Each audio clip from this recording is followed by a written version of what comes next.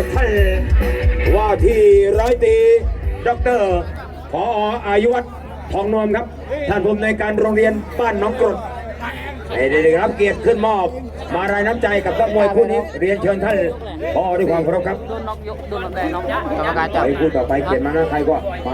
จะได้เป็นเกียรติกับนักมวยผอ.ทองมาลัยครับผอ.รูปหล่อนะครับเจ้าของสถานที่ถ้าพอไม่ให้ต่อยก็ไม่ได้นะครับเราเปิดต้อนรับครับเราเห็นหน้ากันประจำครับเพื่อผู้ปกครองเด็กๆแต่พวกเราบางที่บางท่านมาไกลๆอาจจะได้เห็นท่านครั้งนี้ท่านเป็นคนมีน้ำใจห่วงใยลูกศิษย์ลูกหาที่นี่และเป็นผู้อำนวยการที่อายุน้อยๆนะครับกรรมการจับมีน้ำใจด้วยครับนี่นะฮะน้ำบ่อไปคลองน้ำบ่อน้ำคลองไปรองน้ำใจครับน้ำแควน้อยแควใหญ่จะสู้หัวใจผู้ชายที่ชื่ออายุวัฒน์ทองนวมได้อย่างไรขอบพระคุณด้วยความเคารพครับมาปีทำเพลงไว้ครูครับทีมงานสบัดช่อคู่นี้มาดูกันนะครับคะแนนหรือเปล่าเรามีหมอครับเรามีแพทย์สนามอยู่ข้างหลังเลยขออภัยครับไม่ได้พูดถึงเลยครับคู่นี้อยากกระพริบตานะครับจับตาดูนะครับระหว่างออมสินกับตวงเพชร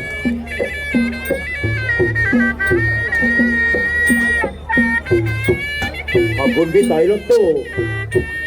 ผู้ชายที่น่ารักอยู่กับวงการมวยครับวันนี้เดินตั้งแต่เย็นแล้วนะเหนื่อย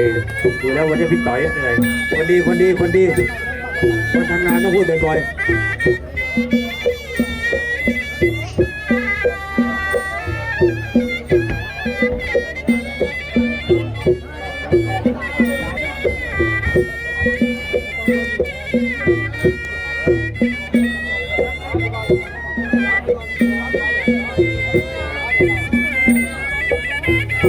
ขอบคุณพี่ชัยครับขอสง่าชัยนะพี่ชัยแสนดีนะครับเมื่อวานนี้ก็ขอพี่ลากไปก็ถึงนั่นอ่างทองแล้วก็อีกตัวใหม่ๆมาต่อยในรายการนี้อีกครับมวยไปเยอะนะครับเป็นผู้ชายที่แข็งแรงครับ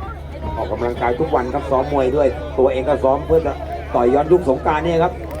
แล้วถ้าอยากเก็บกระดูกพี่ชัยก็หาผู้ต่อยให้ได้นะครับเก่งนะโดนเข่าทุกวันกระสอบตายแตกไปหลายลูกแล้ว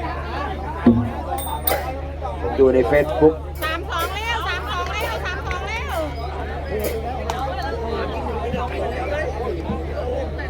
คนนี้ต่อย5 ยก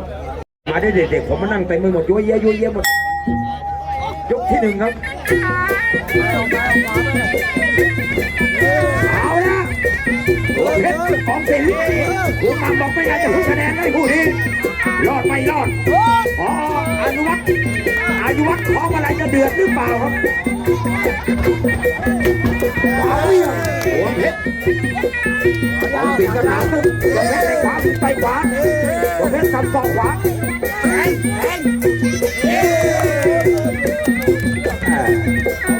อาวุธเป็นแบบหน้าคิดเป็นแบบนี้ครับ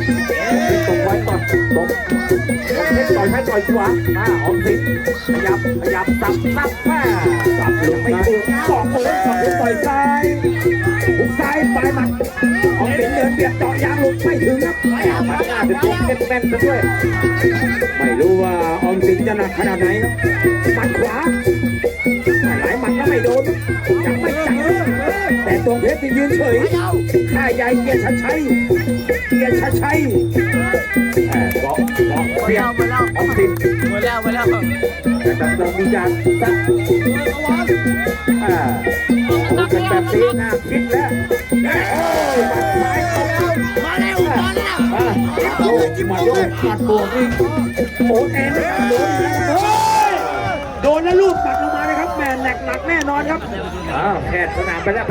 อาจารย์โอ้โหดวงเพชรวันนี้มาหมัดซ้ายฮะโป๊เดียวไหลตามหมัดลงมาเลยครับพออย่าไปคล้องอีกนะครับพอคล้องแล้วดูแล้วเกินครับพอคล้องอะไรคู่แรกแมงรั่ว